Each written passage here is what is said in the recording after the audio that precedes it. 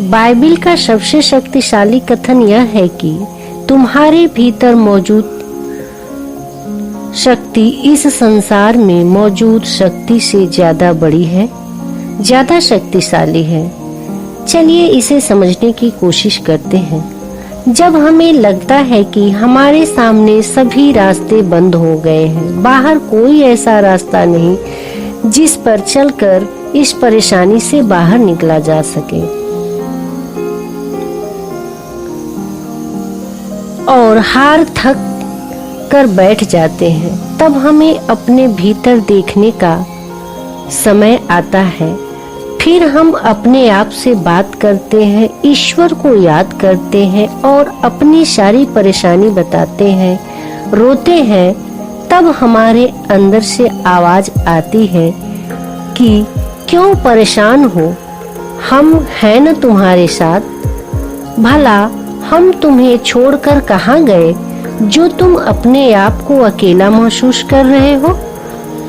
तुम ही हो जो दूसरों से मदद चाहते हो, और मैं जो हर क्षण तुम्हारी मदद के लिए तैयार हूँ, लेकिन तुमने हमें पुकारा ही नहीं, मेरे तरफ देखा ही नहीं, हमारे ऊपर विश्वास ही नहीं किया। एक बार मेरे ऊपर विश्वास करके तो देखो। मैं तो वो हूँ जिसने मुझसे जो भी मांगा और विश्वास किया, तो मैंने उसे कभी खाली हाथ नहीं लौटाया, कभी निराश नहीं किया, उसकी झोली भर दी।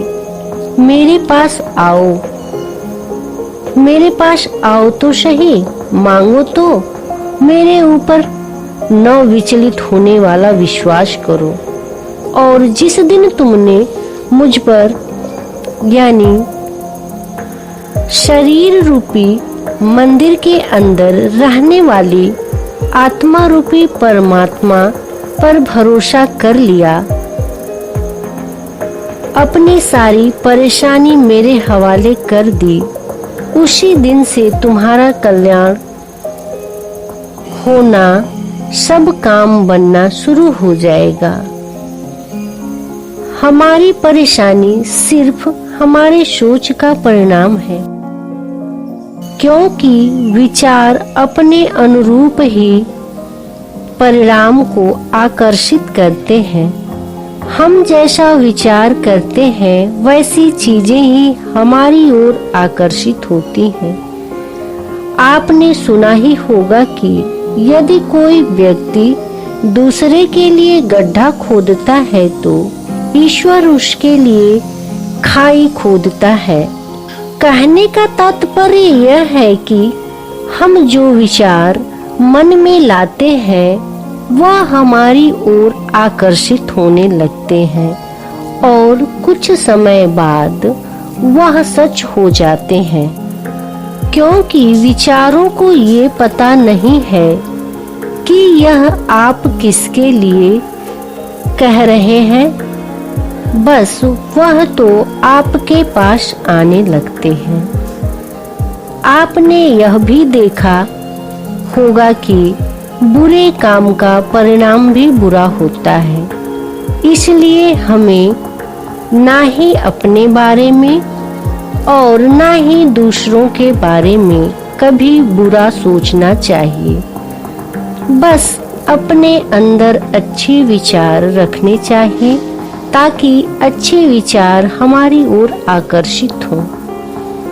यदि आपके साथ बुरा व्यवहार होता है जिससे आपको बहुत कष्ट पहुंचता है, या आप उससे बहुत व्यथित हो जाते हैं, तो भी उस व्यक्ति के बारे में बुरा मत सोचें। हाँ, उसके बदले अपनी उन्नति के बारे में सोचें, अपनी सफलता के बारे में सोचें। मान लीजिए किसी व्यक्ति के पास अच्छी गाड़ी आपके पास नहीं है या उससे छोटी है, उसके पास बहुत धन है और आपके पास कम है।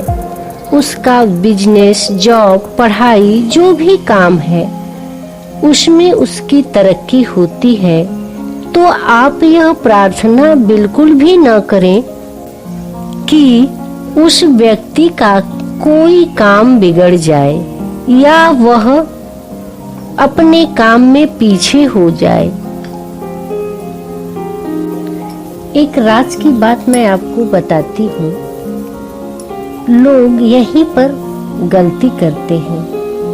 मैं ये नहीं कहती कि आप उसकी तरक्की की प्रार्थना करें, बल्कि आप बद्दुआ देने के स्थान पर अपनी तरक्की, अपनी प्रगति के बारे में सोचें और ये सोचें कि हम इतनी प्रगति करेंगे कि बाकी लोगों से बहुत आगे निकल जाएंगे। और मन में इस संकल्प को ठान लें और पूरे विश्वास के साथ आपका जो भी काम हो, पढ़ाई, जॉब, बिजनेस जो करते हो या करना चाहते हो, उसमें पूरी तन्मयता से, पूरे मन से लग जाएं और अपने अंदर बैठे ईश्वर से प्रार्थना करें कि हे ईश्वर, हमें हमारे काम में सफलता दे। फिर देखिए आपके अच्छे विचार आपके लिए कितने सारे रास्ते आपकी प्रगति के लिए खोल देंगे और आपके मांग से कहीं ज्यादा वो आपको दे देंगे। आप खुद सोचकर देखिए, अगर किसी का कुछ बिगड़ता है तो इसमें आपका कोई फायदा नहीं, लेकिन आप उस व्यक्ति से बड़े सफल, प्रसिद्ध, लोकप्रिय, दयालु, शांत, न्यायप्रिय बन जाएंगे, तो जो खुशी आपको मिलेगी उससे आपके दुश्मन ऐसे ही पराजित हो जाएंगे। जरूरी नहीं कि लकीर को छोटा बनाने के लिए उसे मिटाया जाए, बल्कि उसके सामने उससे भी बड़ी लकीर खींच दी जाए, जिससे लकीर को बिना मिटाए ही छोटा कर दिया जा सकता है और हमारा मन भी शांत रहेगा। उसी प्रकार जरूरी नहीं कि हम किसी अपने से सफल व्यक्ति को मिटाकर ही आगे बढ़ सकते हैं, बल्कि हम उससे भी ज्यादा सफल बनकर उसके अस्तित्व को छोटा कर सकते हैं और हमारा मन भी शांत रहेगा कि हमने कोई गलत काम नहीं किया और ईश्वर भी आपसे प्रसन्न होंगे और आपको और सुखी बनाएंगे। बस आपको यही नहीं रुकना है, इससे भी आगे सोचना और बढ़ना है। जिंदगी का नाम ठहरना नहीं, बल्कि धारा के साथ, प्रवाह के साथ बहते रहना है और जीवन में जितना हो सके सुख, शांति और ऐश्वर्य प्रेम से भर देना है। ये सब हो सकता है और वह भी बड़ी आसानी से।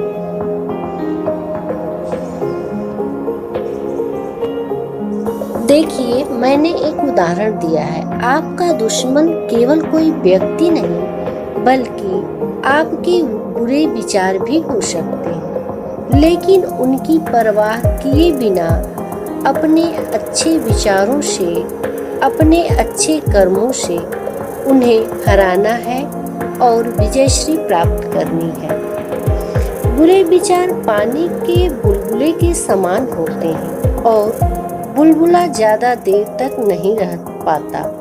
वैसे ही बुरे विचार हमारे पास ज्यादा देर तक नहीं रहते, क्योंकि पानी में ज्यादा देर तक अपने अस्तित्व को नहीं बनाए रह पाते। उसी प्रकार हमारे जो मन है वो पवित्र है, अच्छे हैं और उन बुरे विचारों का ज्यादा देर तक प्रभाव हमारे मन के ऊपर नहीं ठहरता और उसी पानी के बुलबुले के समान वो नष्ट हो जाते हैं। जिस प्रकार पानी स्वच्छ, मीठा, दूसरों की प्यास बुझाने वाला और निर्मल होता है, उसी प्रकार हमारा मन भी निर्मल होता है। और उसमें अगर कोई बुरे विचार आ भी जाते हैं तो उसका हमारे मन पे कोई प्रभाव नहीं होता और ना ही उसमें हमारे मन का कोई दोष होता है। बस हमें इस बात का बार बार अभ्यास करना चाहिए कि हम बहुत सुंदर हैं, बहुत सुखी हैं, संपन्न हैं। हमारे द्वारा किया गया कोई भी कार्य असफल नहीं होता, हमारा निर्णय कभी भी गलत नहीं होता। हम बहुत शांति और प्रेम से रहते हैं। इसका आप बार बार अभ्यास करेंगे तो बुरे विचार अपने आप गायब हो जाएंगे और आप शांति महसूस करेंगे, समृद्धि, सुख और संपन्नता के सागर में गोते लगाएंगे। यदि आपको इस वीडियो से जरा भी कोई ज्ञान होता है या किसी तरह आपकी का भला होता है तो आप कमेंट में जरूर लिखिए। चैनल को सब्सक्राइब कीजिए, लाइक करें और शेयर करें।